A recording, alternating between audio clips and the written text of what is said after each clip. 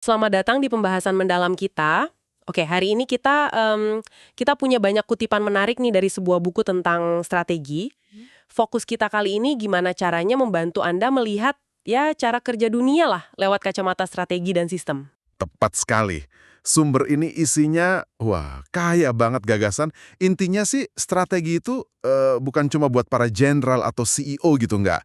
Ini tuh alat buat siapa aja, Anda, saya, yang pengen bikin perubahan.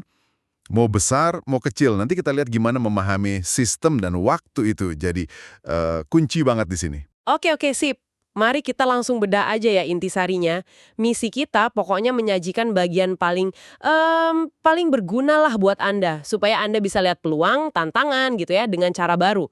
Dulu kan mungkin kita mikirnya strategi itu ribet, cuma buat mereka yang di atas sana. Tapi sumber ini bilang, dunia kan berubah cepat banget. Nah, strategi itu sekarang ada di tangan Anda juga. Ini soal bikin rencana yang lebih cerdas aja, biar dampaknya lebih gede. Iya, bener.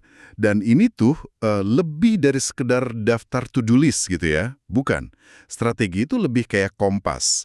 Pas kita lagi nggak yakin harus gimana, nah strategi bantu arahin.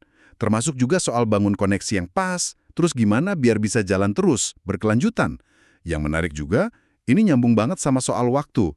Jadi nggak cuma mikirin sekarang, tapi juga sadar mikirin besok, efek jangka panjangnya gimana. Ini bilang kalau sistem tuh ada di mana-mana, ngatur interaksi kita, sering nggak kelihatan, tapi pengaruhnya gede banget. Gimana ya caranya biar kita bisa lebih peka gitu sama sistem ini? Wah, pertanyaan bagus itu. Peka itu krusial banget. Soalnya kayak yang disinggung di sumbernya, kita tuh sering gagal bukan karena idenya jelek, tapi karena kita nggak sadar, malah nabrak sistem yang udah ada. Bukannya kerja bareng sistem itu. Ingat nggak kasus ban anti bocor Michelin itu? Idenya kan revolusioner ya, Oh iya ya, yang itu. tapi gagal di pasar. Kenapa? Ya karena ngabaikan sistem kerja bengkel-bengkel kecil. Mereka kan ujung tombaknya tuh buat distribusi, masang. Bengkel-bengkel ini nggak siap atau ya nggak mau aja gitu ubah cara kerja mereka yang udah biasa. Oke, paham. Nah, jadi intinya sebelum lempar ide keren, coba petakan dulu sistem yang bakal kena imbasnya. Siapa aja pemainnya? Apa untungnya buat mereka? Terus gimana dinamikanya? Bisa bantu atau malah ngalangin kita? Masuk akal banget. Jadi petakan sistemnya dulu, baru gerak. Nah ini nyambung ke poin berikutnya nih, soal waktu. Kita kan seringnya nggak sabaran ya, pengen hasil cepat gitu, instan. Tapi sumber ini malah nekenin kalau strategi sejati itu butuh sabar. Mainnya pakai horizon waktu yang lebih panjang. Persis. Kayak pepatah, Roma nggak dibangun dalam semalam kan? Mulainya sih mungkin cepet ya, sehari bisa aja mulai. Tapi bangunnya itu proses panjang. Ide secemerlang apapun tetap butuh waktu buat, ya, nyerap, buat diterima orang. Contohnya teori kaosnya Edward Lorenz deh, itu butuh puluhan tahun loh sebelum benar-benar dipahami dan dipakai luas di sains. Iya juga ya. Atau coba pikirin deh, nilai jaringan telepon Bell pas awal-awal banget. Satu atau dua telepon kan hampir nggak ada gunanya ya. Nilainya baru kelihatan banget pas jaringannya udah meluas. Itu kan butuh waktu. Oke. Jadi, kesabaran strategis itu bukan berarti pasif nunggu doang, tapi lebih ke paham kalau dampak besar itu seringnya perlu diinkubasi dulu. Nah, ini nyambung nih. Soal bangun sesuatu pelan-pelan seiring waktu, ada saran praktis soal audiens. Daripada nyoba ngeraih semua orang dari awal yang seringnya malah nggak efektif kan, sumber ini nyaranin.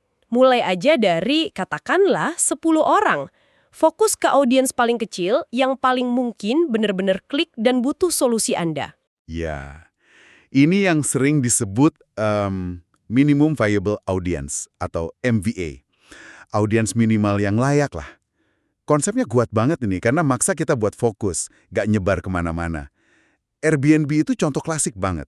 Mereka kan nggak langsung target pasar travel sedunia. Enggak ya? Target awal mereka tuh spesifik banget. Peserta konferensi SXSW di Austin yang pada kehabisan kamar hotel? Oh gitu ya awalnya. Iya, audiensnya kecil, tapi kebutuhannya mendesak banget. Nah, pas kelompok inti ini puas, mereka jadi kayak penginjil pertama, gitu. Dari situ, baru efek jaringan mulai jalan. Tiap ada pengguna baru, nilai buat pengguna lain nambah. Ini inti pertumbuhan organik yang kuat. Menangkan dulu hati sekelompok kecil orang yang tepat. Alir alami ke arah yang emang mau dituju. Usahanya lebih dikit, tapi dampaknya bisa lebih besar. Nah, itu dia. Itu inti dari strategi elegan. Contoh Duncan Hines itu pas banget di sini. Dia kan lihat banyak restoran jelek ya di Amerika waktu itu. Nah, dia nggak nyoba benerin semua restoran satu-satu, capek kan? Iya, nggak mungkin juga ya. Dia malah bikin sistem baru, panduan restoran independen. Pakai standar kualitas, ada inspeksi segala. Ini bikin insentif baru buat restoran. Mereka jadi pengen ningkatin kualitas mereka sendiri, biar dapat rating bagus, biar narik pelanggan. Dia nggak ngelawan sistem yang ada, tapi dia bangun lapisan informasi baru di atasnya yang akhirnya ngubah perilaku di dalam sistem itu. Keren kan? Dia pakai sistem buat ngubah sistem. Wah, iya ya. Ini ngebawa kita ke pemikiran akhir yang penting nih. Kadang kan kita ngerasa kejebak dalam sistem ya, entah itu birokrasi kantor atau dinamika pasar, rasanya kayak nggak berdaya, kayak plankton aja gitu, ikut arus. Tapi sumber ini ngingetin lagi, kita tuh seringnya punya lebih banyak pilihan, lebih banyak kebebasan bertindak agensi daripada yang kita kira loh. Betul banget. Esensi strategi itu ya di situ. Di kemampuan kita bikin pilihan-pilihan sadar. Tiap kali Anda milih satu jalur strategi, itu artinya secara nggak langsung Anda bilang nggak ke banyak jalur lain kan? Iya, bener juga. Nah, ngakuin dan nerima tanggung jawab buat milih ini, meskipun kadang rasanya berat ya, itu inti dari mikir strategis. Ini soal geser. Dari yang tadinya cuma reaktif, jadi proaktif. Belajar menarilah sama sistem di sekitar kita. Oke, jadi rangkuman cepetnya nih buat Anda. Strategi itu intinya soal ngasah kemampuan ngelihat sistem, ngehargain peran waktu dan sabar, fokus ke siapa yang benar-benar bisa Anda layani cara mendalam, dan yaitu berani ambil keputusan sadar. Ini bukan sulap atau formula rahasia, tapi lebih ke cara pandang aja. Dan ini bisa diasah kok. Mungkin sebagai penutup ya, ada pertanyaan buat Anda renungkan nih. Setelah denger ini, coba deh perhatiin satu sistem penting dalam hidup Anda sekarang. Mungkin di kerjaan, di komunitas, atau bahkan di keluarga. Ada nggak sih aspek dari sistem itu yang sekarang jadi kelihatan beda? Terus pertanyaan lanjutannya nih, gimana caranya Anda bisa mulai menari sama sistem itu secara lebih sadar? Cari titik ungkit kecilnya gitu daripada cuma ngerasa bisa ngelawan aja. Terima kasih banyak sudah menyimak eksplorasi kita kali ini. Sampai ketemu lagi ya di pembahasan mendalam berikutnya.